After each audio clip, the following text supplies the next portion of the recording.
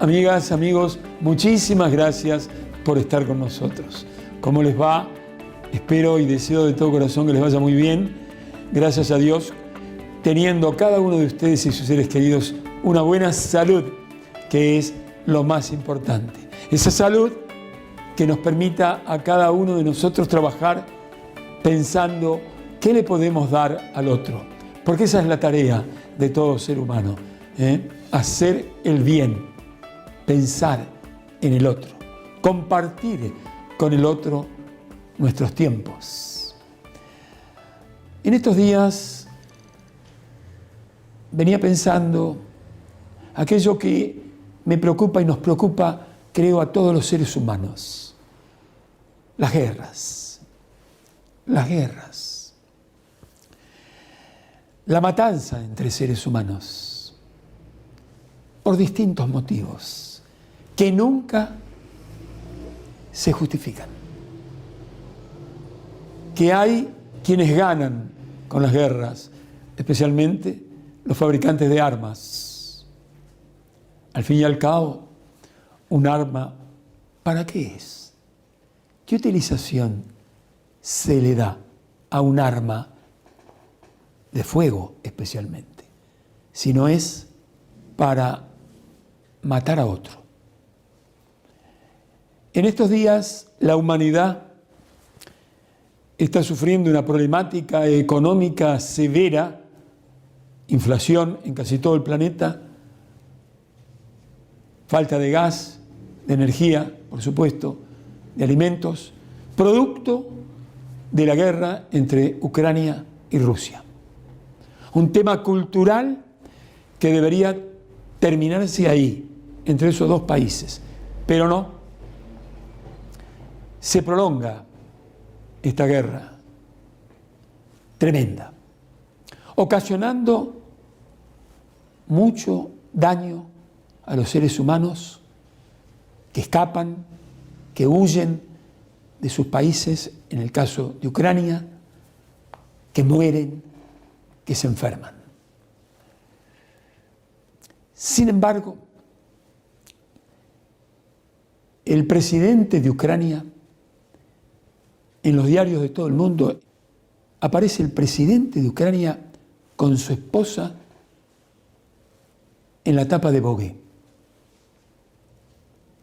Tamaña frivolidad lastima el corazón no solo de los ucranianos, sino de todos los habitantes del planeta.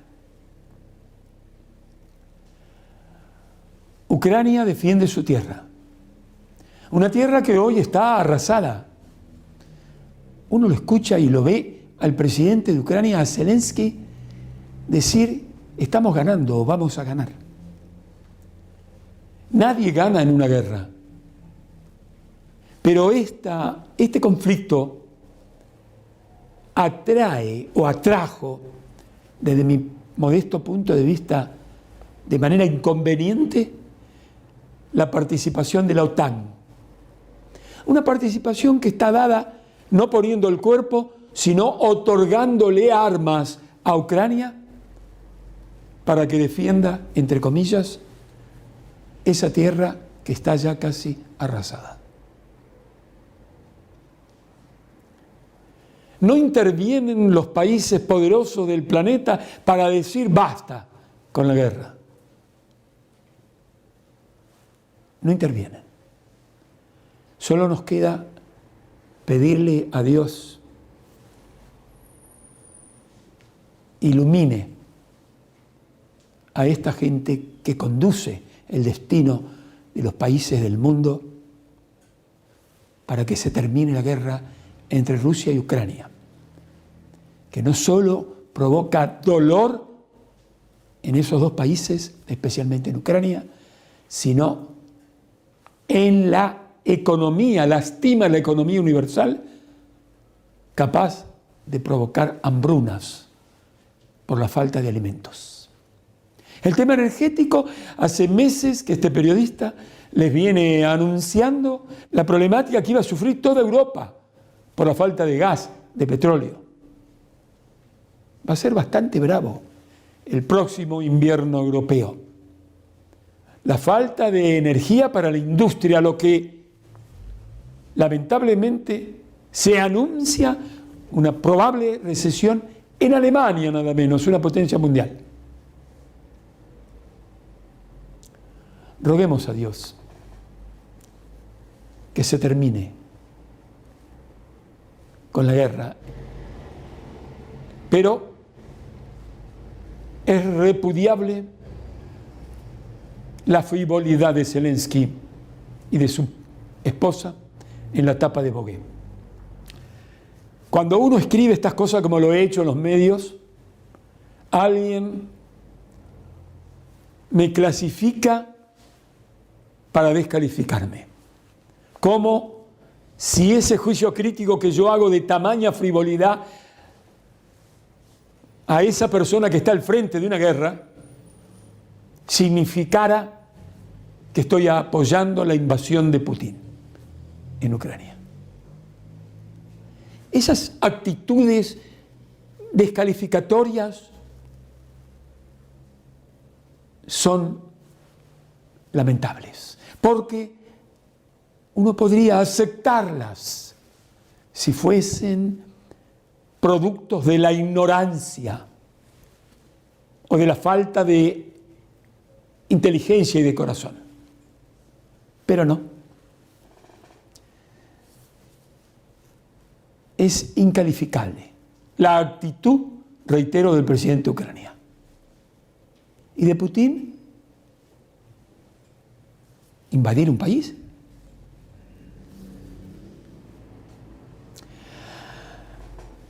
El viernes último, 29 de julio, se cumplieron 22 años del viaje que emprendió mi amigo René Favaloro. Viaje que vamos a emprender todos. Hoy, después de presentarles, como siempre, una historia de vida llena de valores que son los importantes, que justifican nuestra existencia, y ocurre acá en la Argentina, inmediatamente después tenemos armado por nuestro equipo de producción parte de la historia de vida de ese gran hombre, de ese prócer para mí, René Favaloro, una luz, un ejemplo en todos los tiempos y hoy más que nunca para nuestra clase dirigente política por sus altos valores morales. Entonces, ahora les presento una historia de vida interesante, ¿por qué no?, para imitar, llena de valores. Atención, país.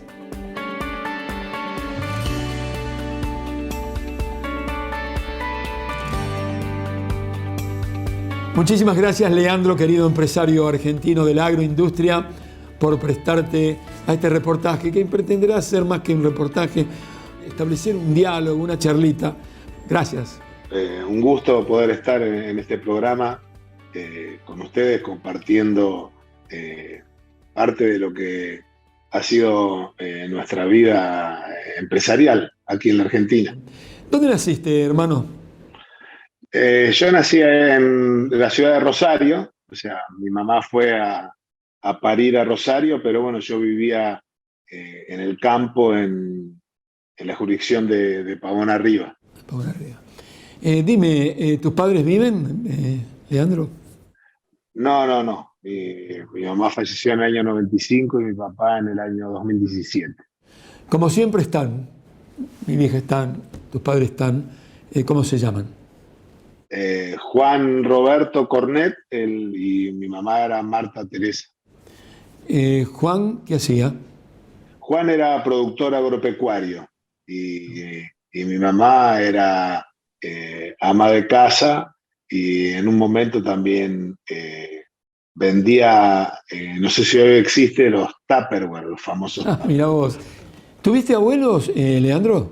¿Los conociste? ¿Tuviste abuelos? Conocí y pude disfrutar muchos años a mis abuelos maternos, pero mis abuelos paternos, mi abuela paterna murió cuando yo todavía no había nacido, y mi abuelo paterno cuando yo tenía 3 o 4 años, así que tengo algún recuerdo fugaz de él, pero a mis abuelos maternos tuve muchos años para disfrutarlos, sí. ¿Y cómo se llamaba la madre, en este caso, de Teresa, tu abuela, y el padre, tu abuelo? ¿Cómo se llamaba? Mi abuelo paterno se llama Natalio y mi abuela materna Palmira. ¿Cómo era tu relación con ellos?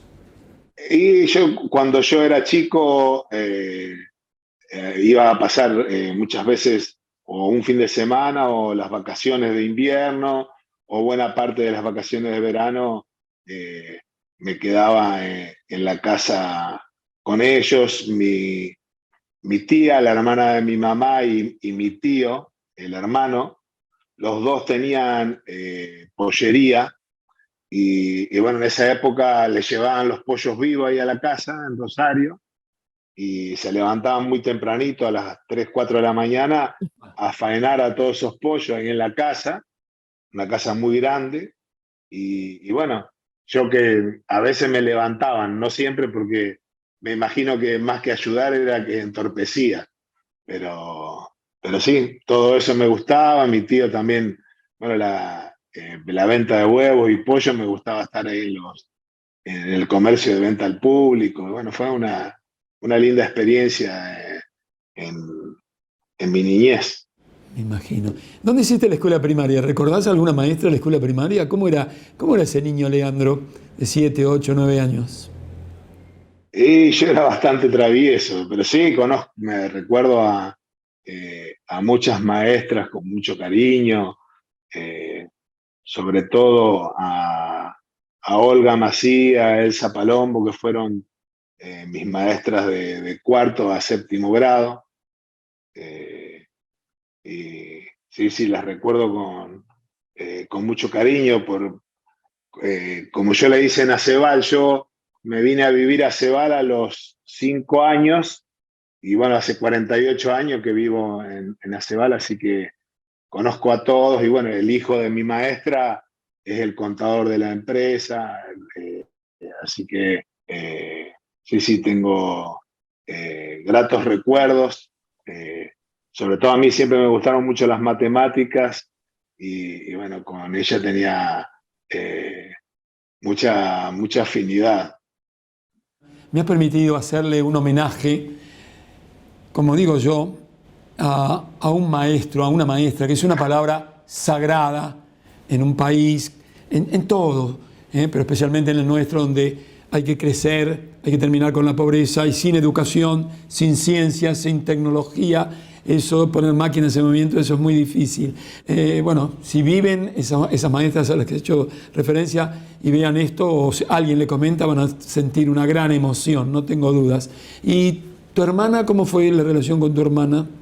Con mi hermana tuvimos siempre una relación un poco conflictiva. Los dos teníamos carácter muy fuertes, pero bueno, después en la adultez fuimos socios en la empresa, y siempre teníamos muchas diferencias, pero siempre estaba nuestro compromiso por el bien de la empresa.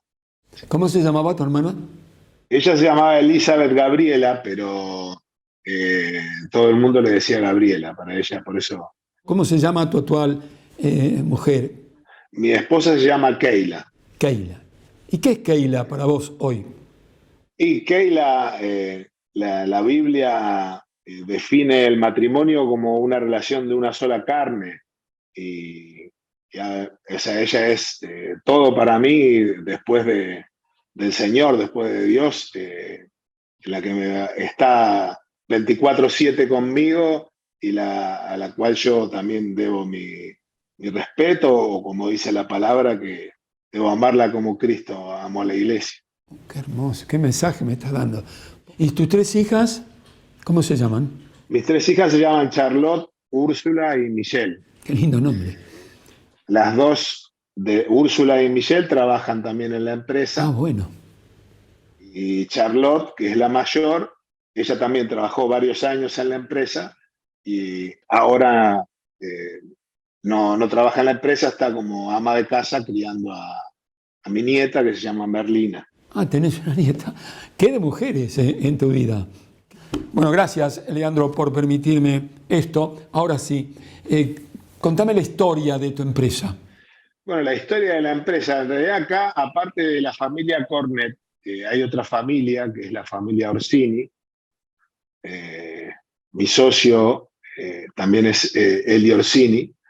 La idea nace originalmente por allá en el año 88, se materializa, pero en el año 87 comienza mi papá a hablar con Helio porque querían poner un acopio de cereales en Pavón Arriba.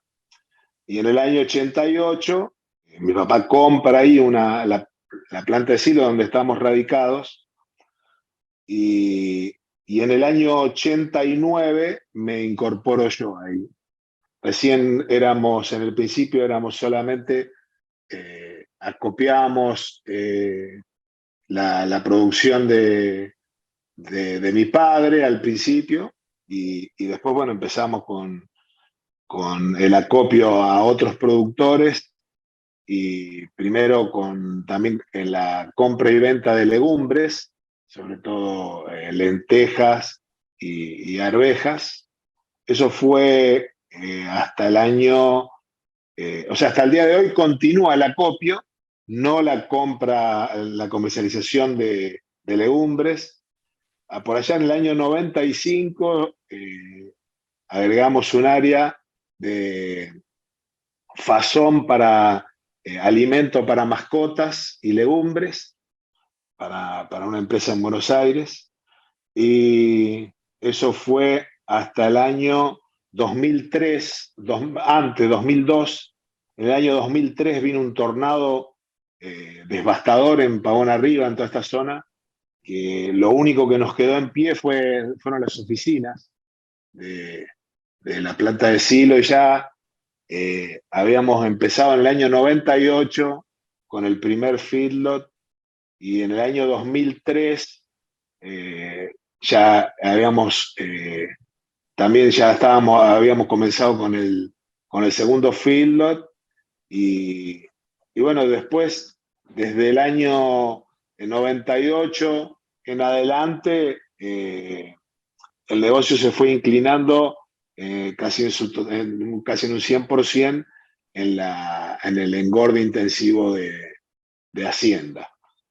Después nos fuimos integrando un poquito también con la explotación agropecuaria, la parte de la empresa, si bien de forma personal también, eh, como mi papá había seguido como productor agropecuario y ahora yo también sigo eso de forma independiente y la empresa también hace producción agropecuaria para integrarla al field. ¿Cuánta gente te acompaña en la empresa, en tus emprendimientos, Leandro? Nosotros somos 35 en total, los que estamos en Pavón Arriba Cereales, más siempre sabemos que hay mucha mano de obra indirecta Sí, claro, ni hablar. en un pueblo de 2.000 habitantes. ¿Estás exportando? Eso no te lo pregunté. Hacemos animales para exportación, pero nosotros no exportamos, le vendemos a frigoríficos exportadores. Tu formación empresarial en la agroindustria comienza por lo que veo muy joven.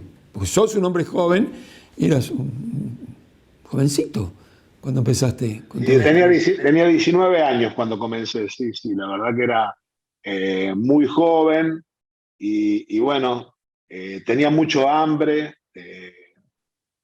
muy emprendedor y bueno, y tenía ahí en el comienzo a mi papá que me soltó rápidamente la sala, o sea, me dejó crecer y bueno, a mi socio Helio que me acompañó durante todos estos años y bueno, que él tiene hoy 71, Helio,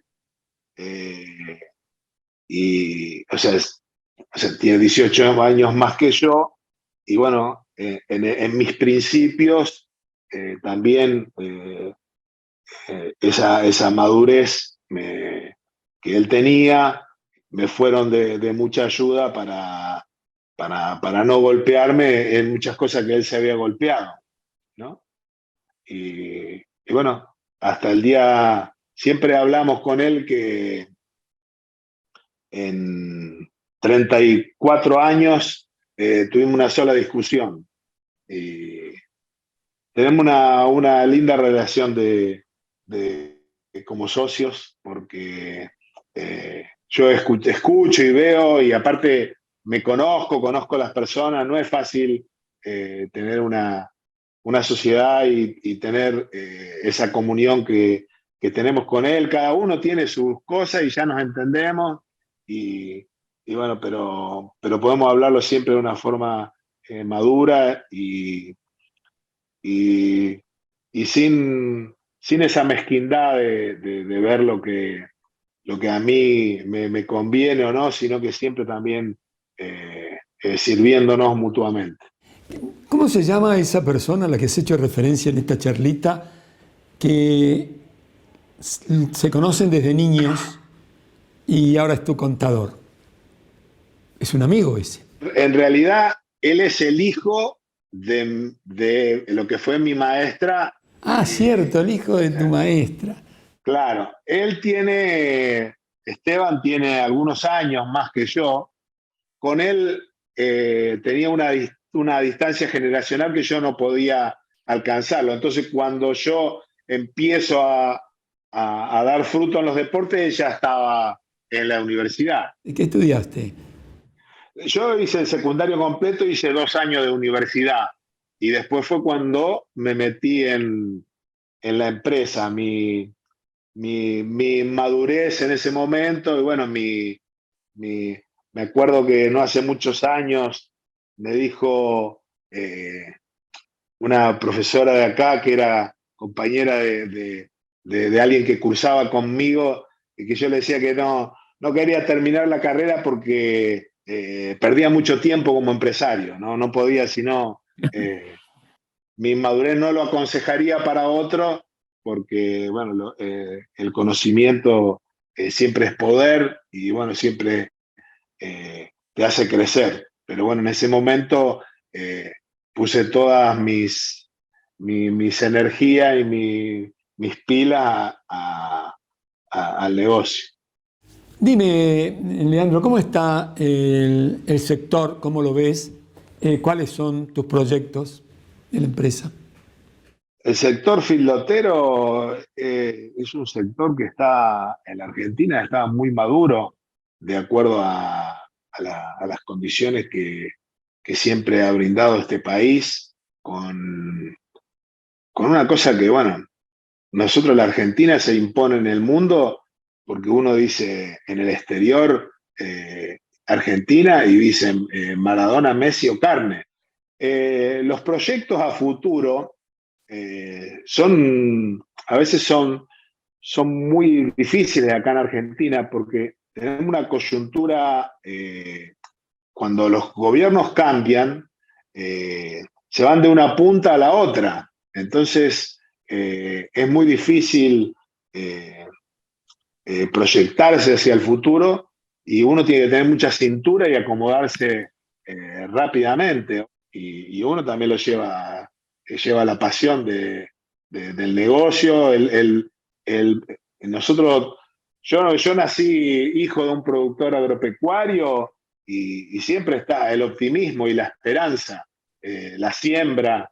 Y el productor agropecuario a mí todavía en muchas cosas no deja de sorprenderme, porque si bien muchas veces no hace un análisis empresarial de la situación, pero acá el productor cosecha y se queda con sus granos, o sea, invierte, no vende y se lleva sus dólares a Suiza o a la isla Caimán, siempre está tratando de crecer. La gente de campo es gente de... Vos utilizaste una palabra y quiero que me hables sobre esa palabra. Vos hablaste durante el transcurso de esta charlita, la palabra confianza me queda en el aire la palabra pasión, la palabra laboriosidad, de la que vos sos una muestra, de que esa locura que hay de emprendedor. Esas palabras, ¿qué significan, Leandro, para cerrar? Esas palabras, esa confianza, como la Biblia define la fe, dice la certeza de lo que se espera y la convicción de lo que no se ve.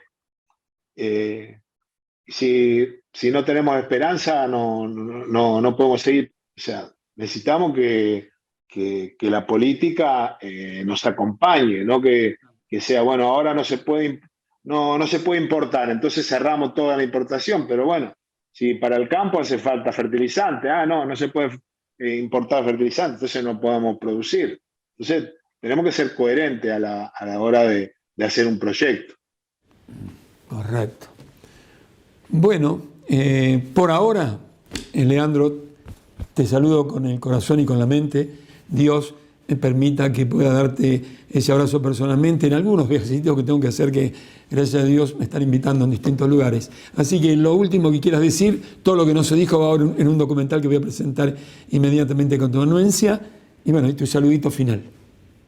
Bueno, como el saludito final sería, por más que tengamos una conciencia de que está todo muy complicado, que no perdemos las esperanzas en que Dios cambie toda esta situación, ¿no?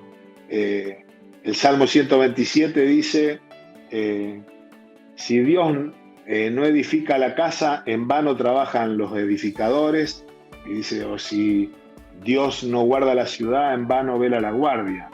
Entonces, por más que nos esforcemos, por más que hagamos las cosas, si Dios no bendice todo esto, no va a prosperar. Y bueno, tenemos esa esperanza y confianza que Dios no nos deje y no nos pague conforme a nuestros pecados, sino conforme a su grande misericordia. Amigas y amigos de toda la República Argentina, les presento con inmenso placer un hombre empresario argentino que tiene valores y que nos ha dejado en esta charla, no tengo ninguna duda, por lo menos a mí, enseñanzas importantes para justificar la existencia de cada uno de nosotros. ¡Atención, país!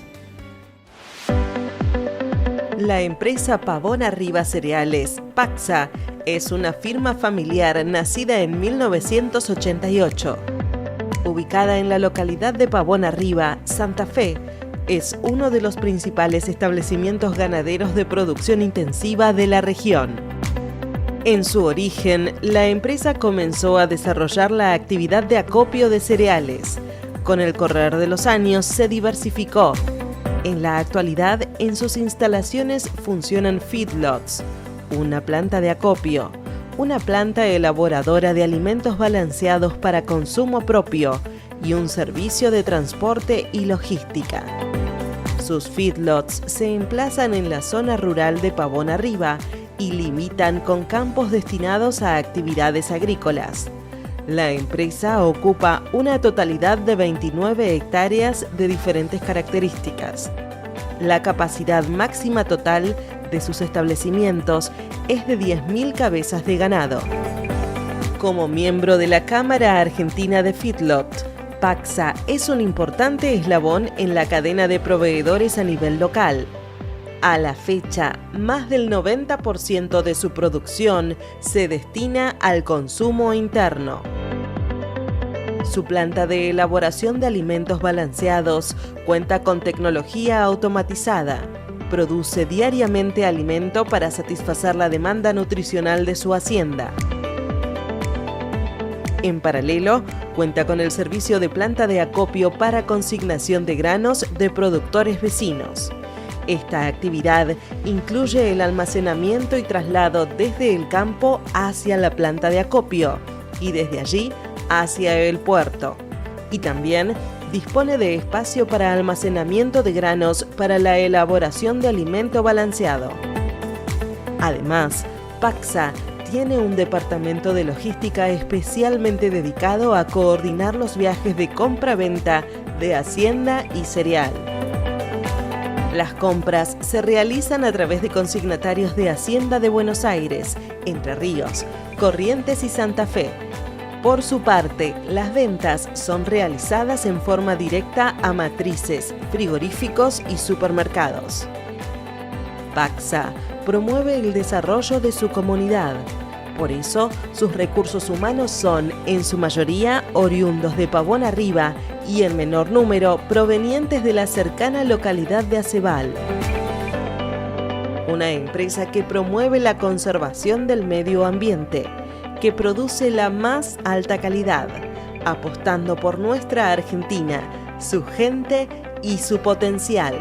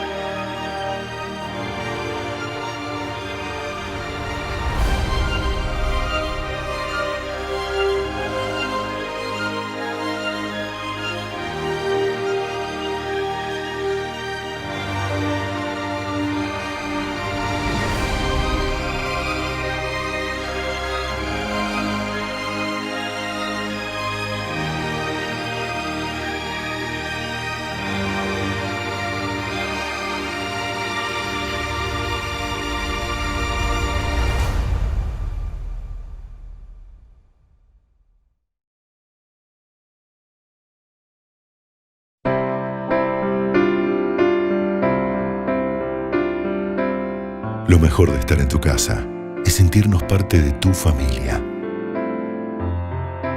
Acompañarte en muchos de tus momentos. En la cocina, conquistando nuevos horizontes. Y en la mesa, alimentando los corazones. Hoy nos vemos desde lejos, pero nos acercan algunas sonrisas. Gracias por abrirnos la puerta.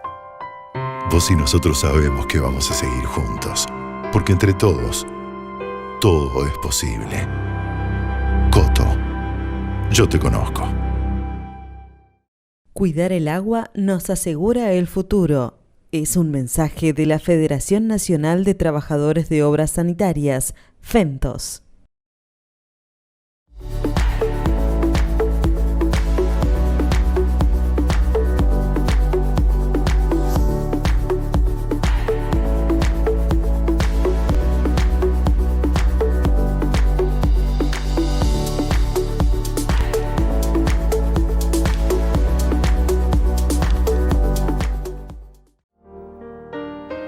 No dejes pasar de largo lo que te hace bien.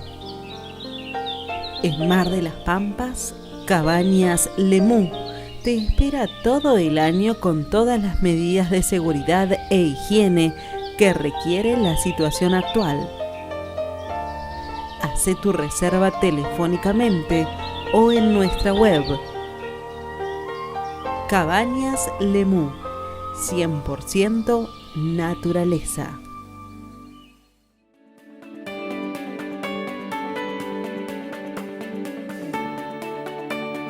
Bueno, Jorge, antes que nada un saludo, nos conocemos hace ya mucho tiempo y yo siempre destaco la tarea que tú realizas en la televisión.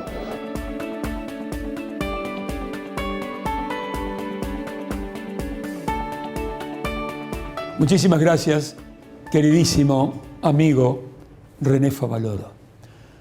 Tus palabras son el estímulo más importante que me han dado en mi vida profesional. Muchas gracias. Ahora entonces vamos a presentarles partes muy interesantes de la vida de este gran médico para toda la humanidad.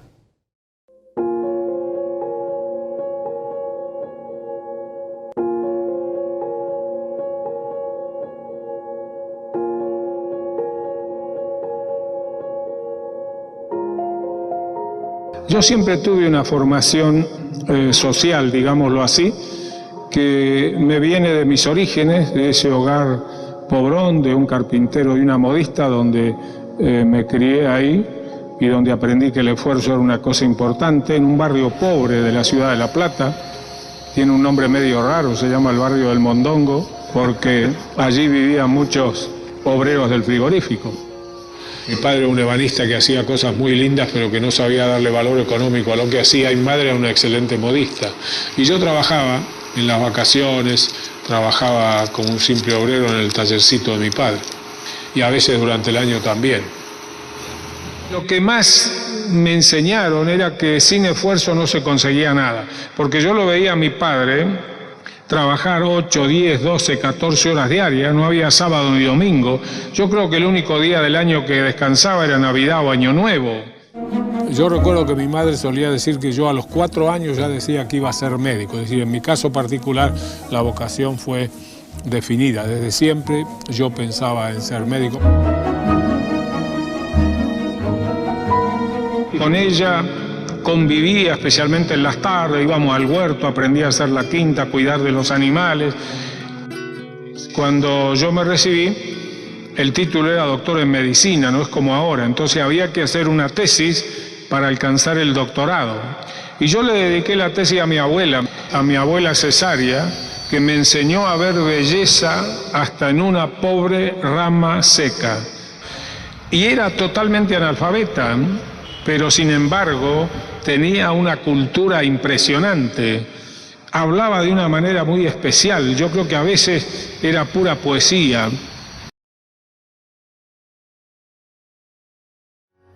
Es de las cosas trascendentes que recibí de mi familia, de los maestros esos de las escuelitas de barrio y fundamentalmente del Colegio Nacional, donde tuve un grupo de profesores excepcionales que nos llenaron el alma de humanismo.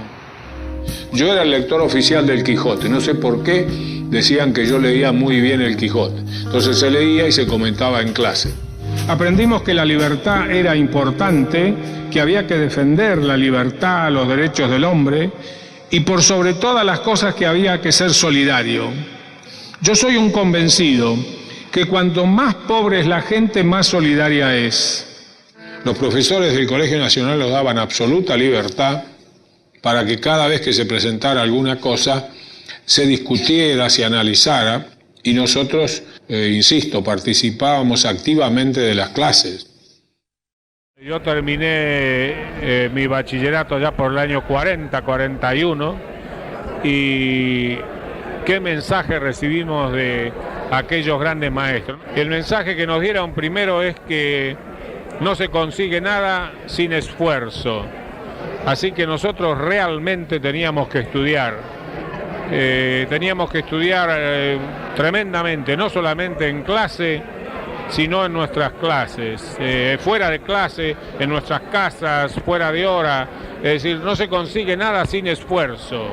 En esta era en que el facilismo, digamos, invade muchas áreas, que los jóvenes aprendan que no se llega a nada sin esfuerzo. No existen los genios.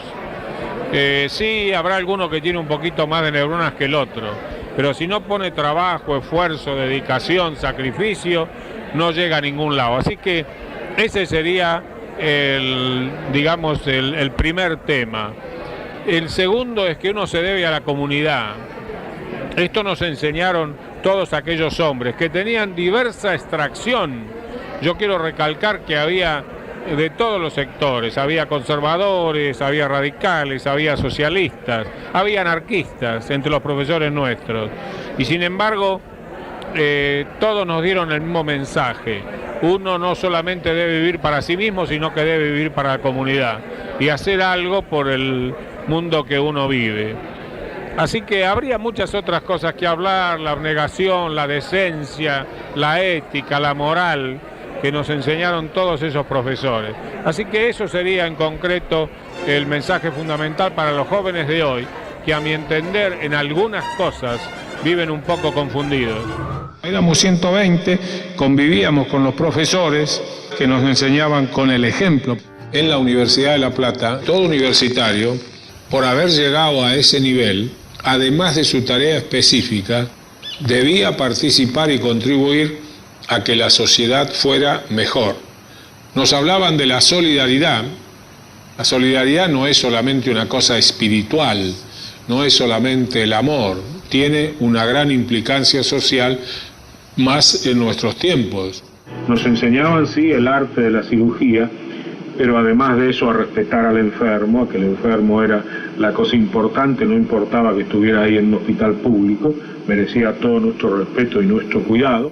Se nos enseñó que además de nuestra tarea específica, debíamos analizar la sociedad de nuestro tiempo, comprenderla y por nuestra propia condición de universitario, tratar de mejorarla si ello fuera posible.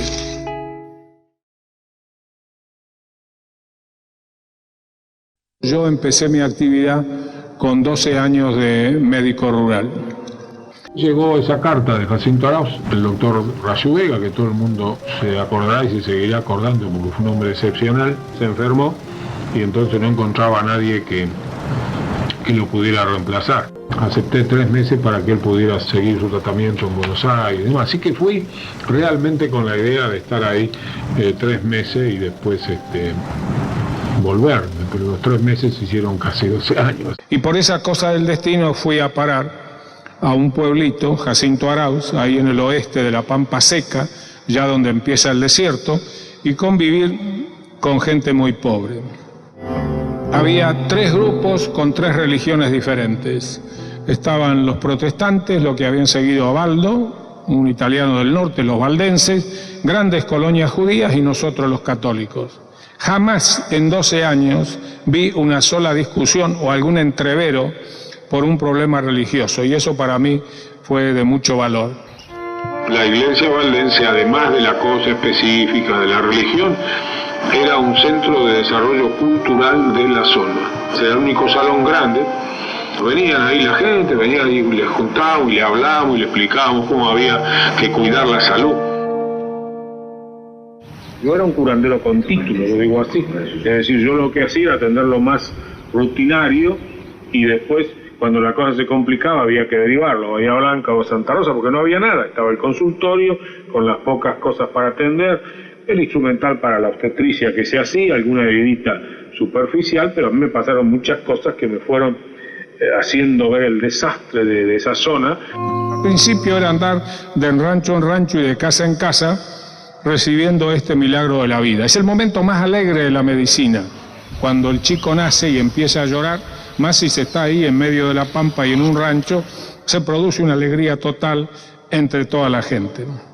atender en el campo un parto que venía mal y estaba solo, posición transversa, o el chico venía al revés y yo tenía que estar ahí con una lámpara de querosén, qué sé yo, atendiendo todo eso y sabiendo que podían producirse complicaciones de cualquier cosa. Los grandes colaboradores míos fueron las comadronas, que las hice todas amigas y las fui instruyendo en esto, y los maestros rurales.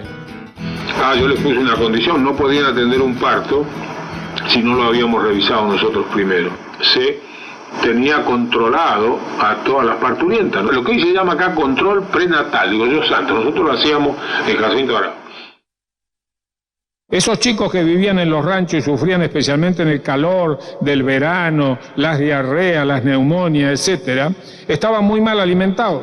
Así que me tomé el trabajo de ir casita por casita y enseñarles que lo mejor era primero amamantarlo, porque eso los defendía también contra las infecciones. Pero si no había leche, había que prepararla así: 2 partes de leche y 1 parte de agua, bien hervida con el cocimiento de cereales. Si el chico levantaba temperatura, la gente lo arropaba. Yo le decía: hay que dejarlo desnudito para que sude bien. Me ha tocado estar muchas horas adentro de los ranchos, en esos ranchos que son pedacitos de Villa Miseria metidos allí en la pampa, y me he sentido muy mal. No había nada, quiere decir, los médicos atendían a los pacientes y los casos graves había que derivarlos, ¿no? Es decir, venía alguien con una apendicitis aguda o un traumatismo, se había quebrado una pata, qué sé yo, lo que fuera, y había que mandarlo a otro lado, a veces por cosas mínimas, ¿no? Vi el desafío de todo eso, de cambiar algunas cosas del punto de vista asistencial, lo cual se facilitó con la llegada de Juan José. Hasta que armamos de una casa vieja una cliniquita que, bueno, que tuvo valor porque ahí se operaba, se atendían las fracturas, etc. El pueblo nos acompañó en la tarea porque se dio cuenta que esto cambiaba la cosa y que ahora la asistencia médica se podía hacer de otra manera. Y fue muy importante, entendiéndose bien que nosotros atendíamos a toda la gente. Así que trajimos un equipo de rayos. El primero era chiquito, el segundo era el mejor equipo de rayos que había disponible en aquel entonces en la Argentina. Fuimos armando la sala de cirugía, teníamos el mejor equipo de anestesia que lo fabricaba una casa de Córdoba, etc.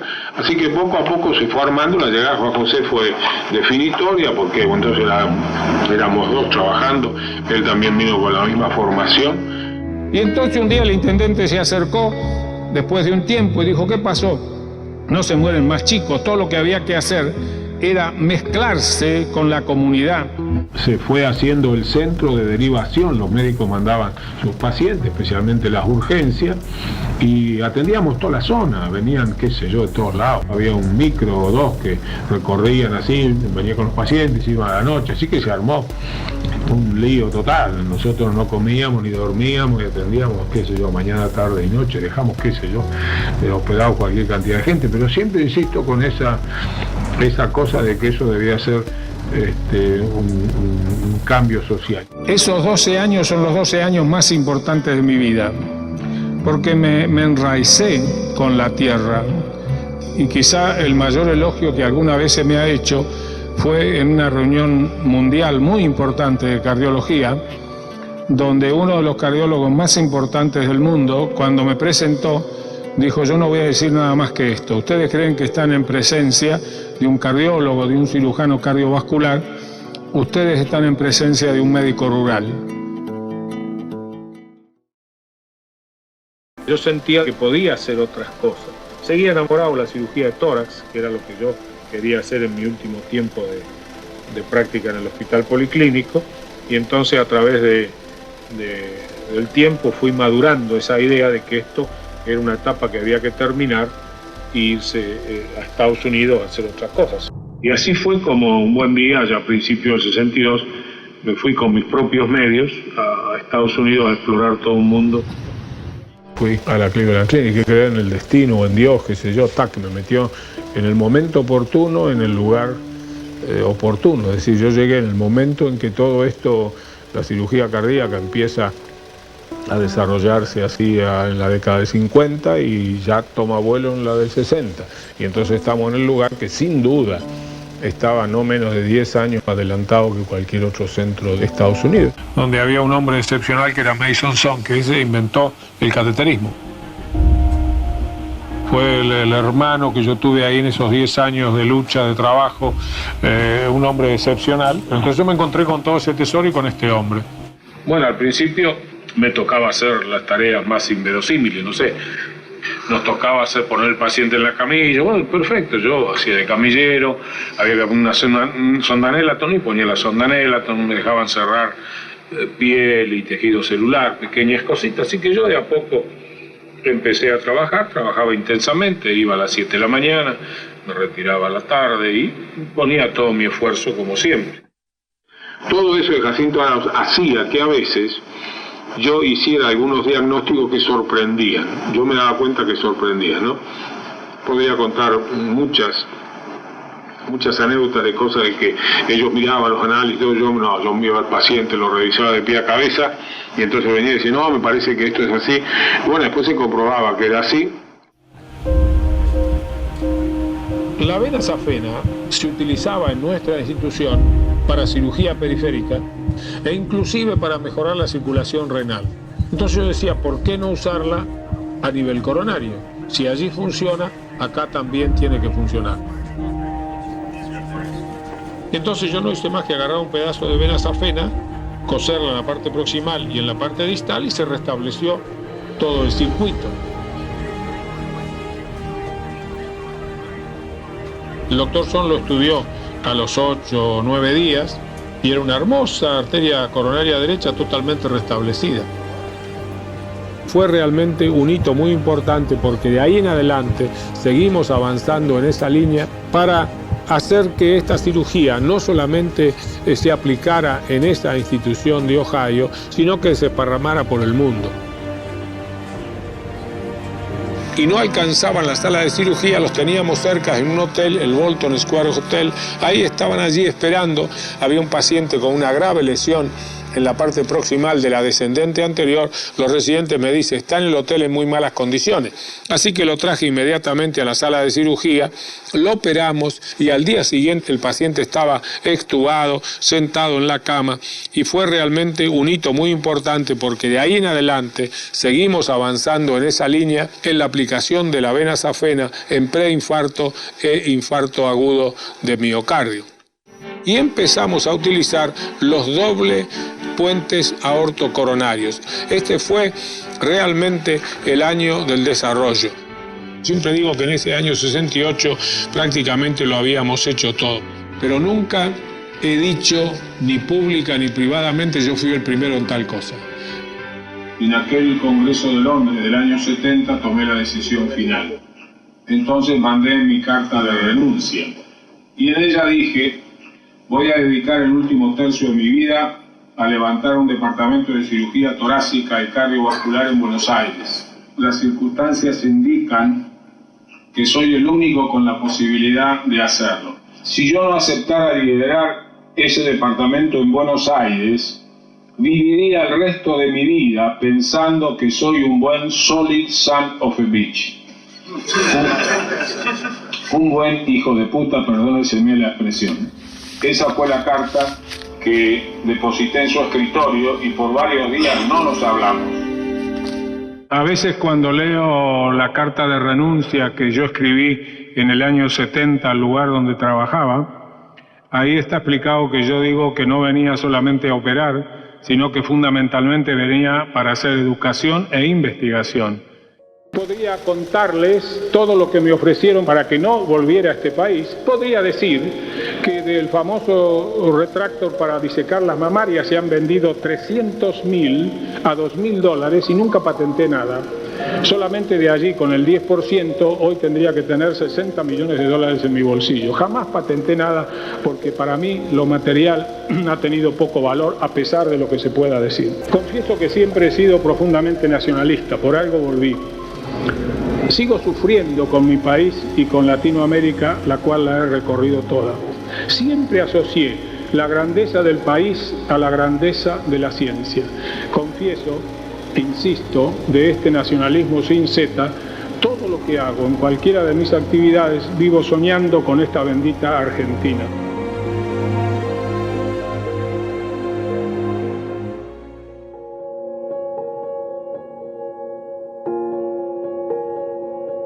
Realizamos una intensa tarea asistencial, operamos allí en esa clínica más de 1.600 de pacientes sin recursos. A mediados del 70 empezamos a elaborar la idea de la fundación. Evidentemente lo primero que hicimos fue el Departamento de Investigación Básica. En el año 78, con ese edificio que está en la calle Solís. Yo no voy a hacer hoy acá demagogia, pero hace 6 años que yo no compro $1, porque todo gana la fundación. Y hoy me pongo de inmodesto y le digo a la gente que yo hace 6 años que no sé, a mí no me hablen de tasas, porque vivo desesperado por esa fundación para que se termine.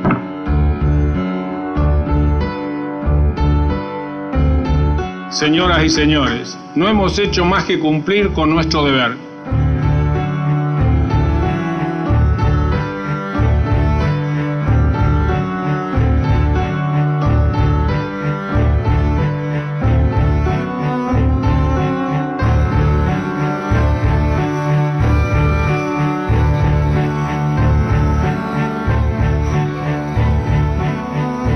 Yo quiero recalcar que este instituto de excelencia, que cuenta con los mejores elementos técnicos para atender a toda la comunidad, entendamos bien, a toda la comunidad, es un nuevo centro sin fines de lucro para servir, insisto, a todos aquellos que presenten afecciones cardiovasculares.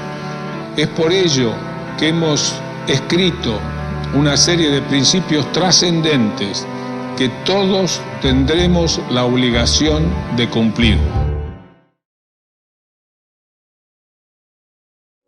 Primero, honestidad.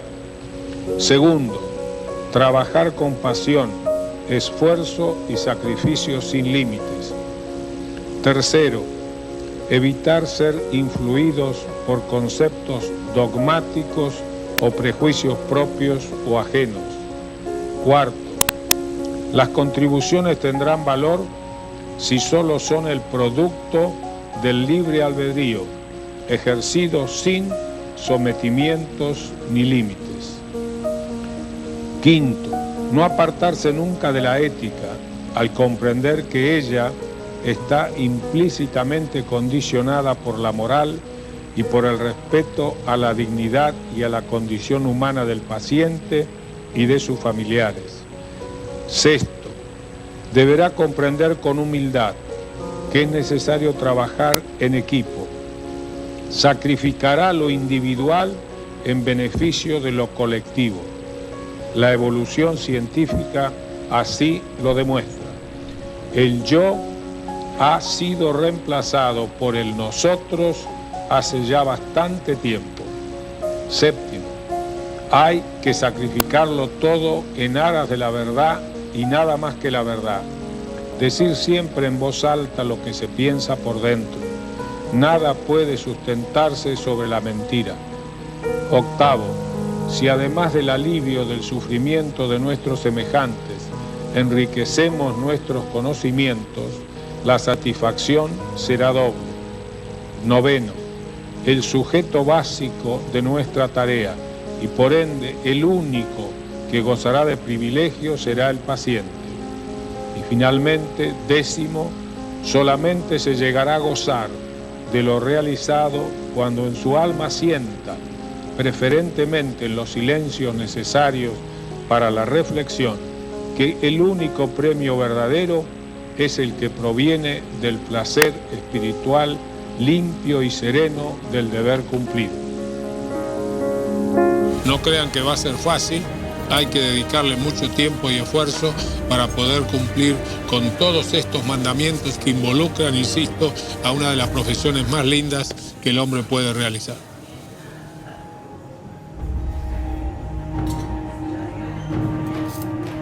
La medicina involucra el poder ayudar a nuestros semejantes en un momento difícil, que es cuando se ha quebrado la salud. Algunos los podemos mejorar, a otros los podemos curar, pero es realmente una profesión que está llena de amor, de solidaridad. El practicar la medicina en los diversos niveles y en los diversos lugares siempre tiene una implicancia social. No es solamente curar el cuerpo, sino que uno debe consustanciarse con el paciente, llegar a sentir lo que tiene en el alma el paciente, porque es así, se cura el cuerpo y el alma, pero además tiene toda una connotación social. Todo médico, y en este caso yo diría todo científico, tiene que consagrar su vida al servicio de la humanidad. ¿Cómo está? ¿Todo bien? Yo siempre les insisto a los jóvenes, como uno siempre está en la enseñanza, que la vieja clínica, el sentir al paciente, el hablar con el paciente, el palparlo, el sentirlo, el ver qué tiene en el alma ese paciente, el utilizar todos los métodos tradicionales de palpación, de percusión, de auscultación, eso no debe perderse. Entonces hay que tener criterio para mezclar, digámoslo así, la clínica clásica y después viene el uso de la tecnología. Nosotros estamos en la mitad de la operación. Hemos ya efectuado un bypass a la arteria circunfleja. Por razones de tiempo no podemos mostrar todo. En este momento estamos anatomizando la arteria mamaria izquierda a la arteria descendente anterior. La arteria descendente anterior es la parte más importante de la circulación coronaria. Nosotros acá en esta fundación ya hemos graduado más de 400 médicos. La mayoría de ellos en nuestra especialidad. Están desparramados por toda Latinoamérica. De México para abajo no hay país que no tenga graduados nuestros. Entonces lo hay más lindo, lo que usted dice, la escuela, la familia, que se va desparramando.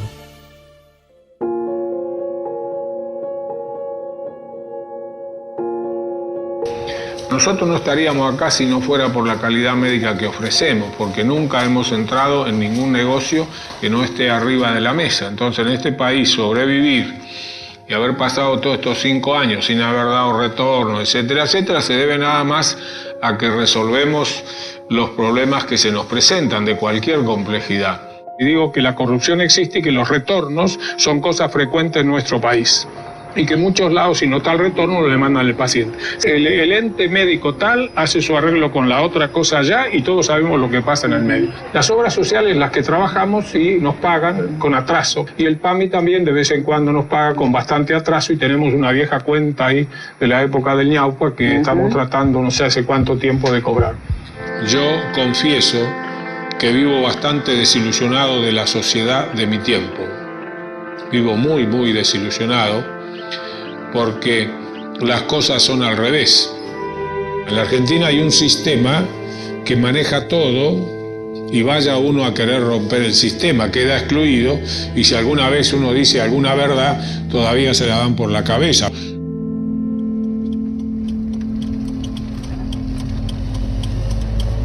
Estoy pasando uno de los momentos más difíciles de mi vida. La fundación tiene graves problemas económico-financieros. Se nos adeuda 18 millones de dólares y se hace cada vez más difícil sostener nuestro trabajo diario. La mayoría de las veces, un empleado de muy baja categoría de una obra social ni contesta mis llamados. En este último tiempo me he transformado en un mendigo. Mi tarea es llamar y golpear puertas para recaudar algún dinero que nos permita seguir con nuestro trabajo. Estimado Fernando, te escribo estas líneas porque nuestra fundación está al borde de la quiebra. Tenemos emergencias ineludibles que deben solucionarse en los próximos días. Necesitamos alrededor de 6 millones de pesos. No tengo conexiones con el empresariado argentino. Por eso, uno de los pedidos que te hice en nuestra última charla era que utilizaras tu influencia para conseguir la ayuda que tanto necesitamos. Te escribo desde la desesperación. Nunca en mi vida estuve tan deprimido.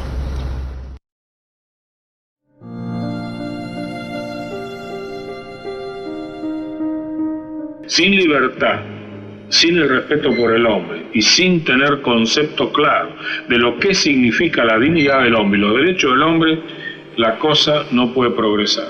Porque vivimos un momento muy particular de nuestra sociedad que se ha transformado en una sociedad profundamente materialista, donde el tener, el poder y el placer es lo que predomina. De esta época que se llama neoliberalismo. Hace rato que yo creo que debe calificarse como el neofeudalismo.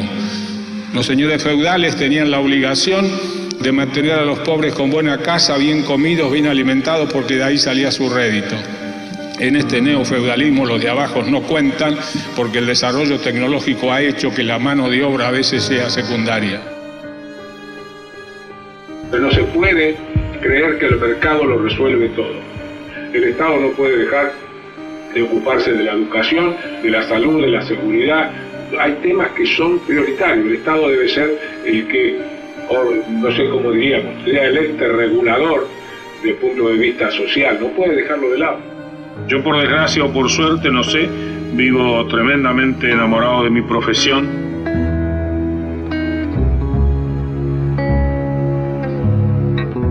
El médico vive siempre entre la vida y la muerte, ¿sabe? Más el cirujano, y entonces vive entre alegrías y tristezas. No sé qué haría si no estoy en el métier ese de los pacientes, del quirófano, del sufrir y el gozar. Hay que fabricar un mundo nuevo donde se le dé valor realmente al espíritu, a las cosas del espíritu. ¿Cómo puede haber democracia sin educación? ¿No? Es una cosa que no se concibe. El hecho central de la democracia es que a través de la libertad mejore la educación. Y el hombre, cuanto más libre y más educado, más democrático. Así que eso es un círculo que no se debería romper nunca. Y entonces yo confieso, desde que estaba en el Colegio Nacional, que era celador, me nombraron celador, ya estaba en La Plata. En el colegio, yo nací en La Plata, estuve ahí. Desde esa época de cuarto o quinto grado del colegio, que yo era celador hasta ahora, siempre he estado en la educación, ¿no? No ha habido un año que yo no esté. Yo siempre digo que ojalá se me recuerde como educador y no como cirujano cardiovascular. Lo he dicho públicamente en alguna ceremonia o qué sé yo. Sí, cirujano cardiovascular, lo que se quiera, pero que se me recuerde más como educador. Lo individual ha perdido todo valor. Lo que interesa es el trabajo en equipo. Yo no soy más que el representante de cientos de médicos, en este momento creo que son más de 130 que trabajan a mi lado, y siempre hablo en plural y no en singular. Creo que eso es trascendente y hay que hacérselo entender a la gente. No existen los hombres providenciales ni los genios, lo que existe es el trabajo. Yo no soy el médico de los ricos, de gente así, de ese grupo, no atenderé más del 5 al 10%, y el resto en nuestra fundación atendemos a todo. Yo ahora en esta posición de cirujano cardiovascular especializado, etcétera, y sigo siendo médico de familia.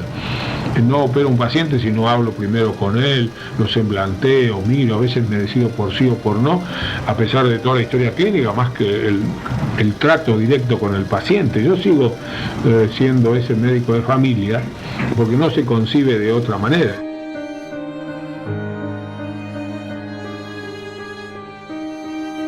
Durante 2 semanas pensé seriamente que me iba a morir.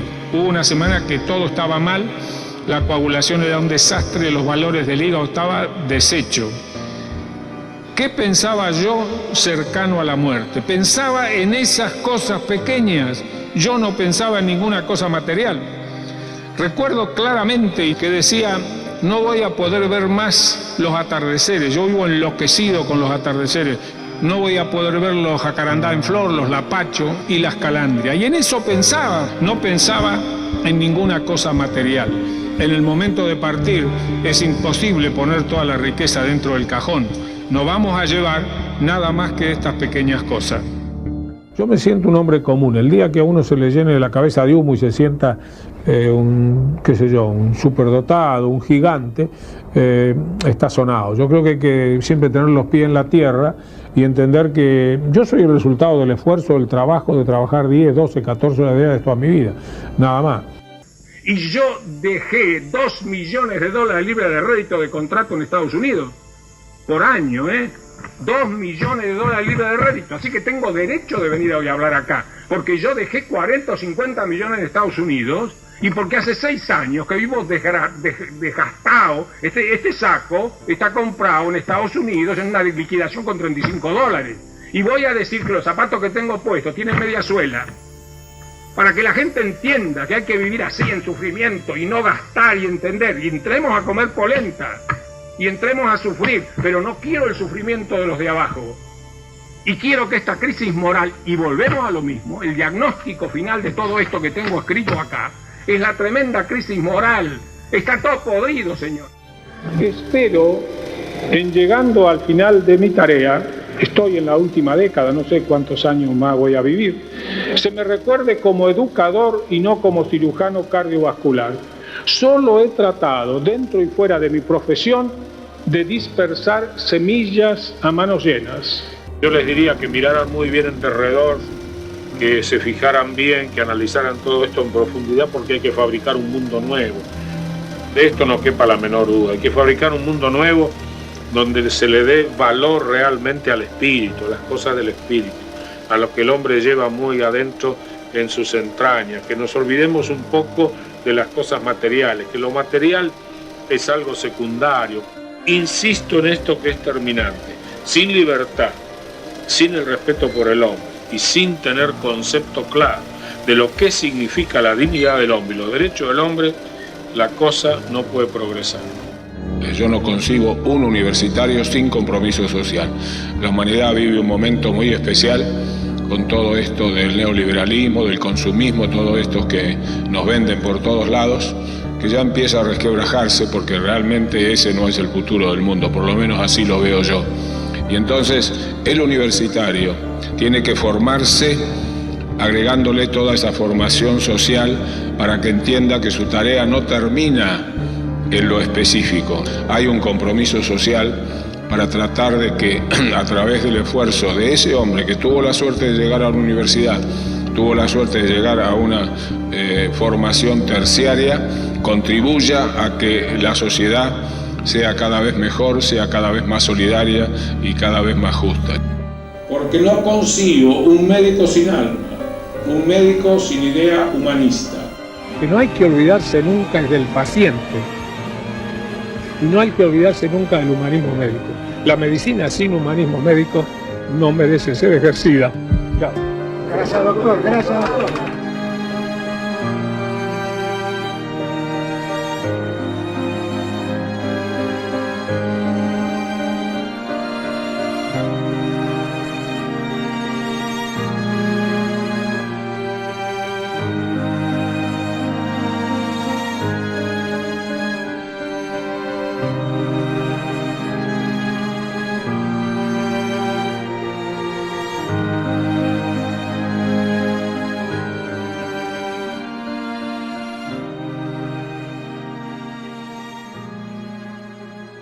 Momentos muy emocionantes, no tengo dudas.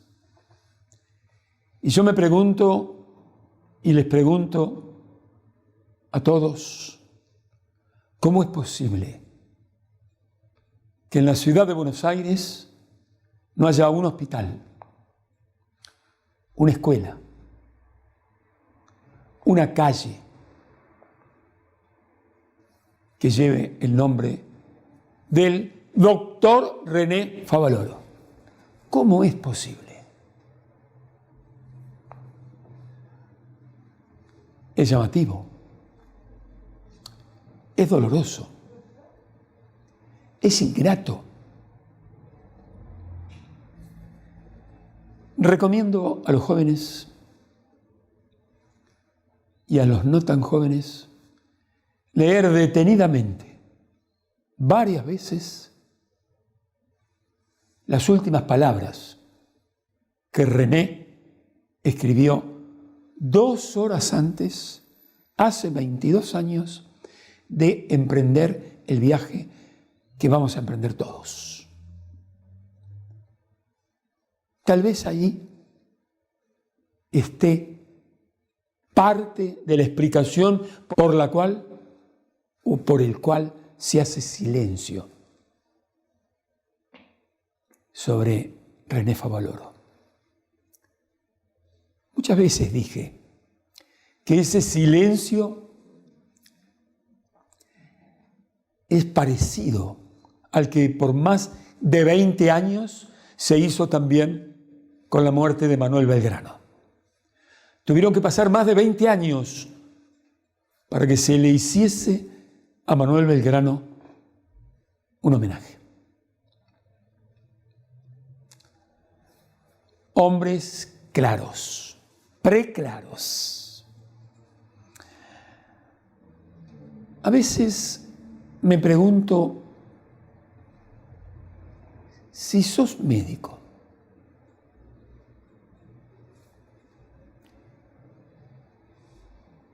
y no sos un gran humanista como lo fue René Favaloro, ¿para qué? ¿Por qué sos médico? Si no tienes vocación, deja la carrera de médico. Puedes ser un buen profesional de la arquitectura, de la ingeniería, un comerciante, un industrial, un empresario, un obrero, un técnico, un profesional. Pero ¿para qué seguís ejerciendo la carrera de médico si no tienes vocación? O por lo menos no lo demuestras. Habiendo tenido el ejemplo o los ejemplos de grandes profesionales del arte de curar en nuestro país, especialmente, y también en el mundo. Y podría ampliar la pregunta, el interrogante, y decir, ¿para qué haces lo que no te gusta? ¿Por qué no buscas? ¿Por qué no luchas? ¿Por qué no estudias? ¿Por qué no perseveras? ¿Por qué no sos constante? ¿Por qué no sos creativo? ¿Por qué no sos luchador para ir a la búsqueda de aquello que te guste, aunque te lleve la vida? Porque si trabajas o haces o realizas una profesión, sea cual fuere, por obligación, recuerda esto: estás viviendo por obligación. ¿Y cómo vas a vivir por obligación si tenemos la posibilidad única de vivir por amor? Justificar nuestra existencia amando a los demás, al prójimo, recordando que prójimo es próximo, es aquel que está más cerca. Y el que está más cerca tuyo sos vos. Debes amarte muchísimo para poder amar a los demás. Los demás, papá, mamá, nuestros abuelos, nuestros amigos, nuestros hijos, nuestros nietos, nuestros sobrinos, primos, nuestros vecinos. Hasta la semana que viene, si Dios así lo permite. Chao, mis amigos. Los espero siempre.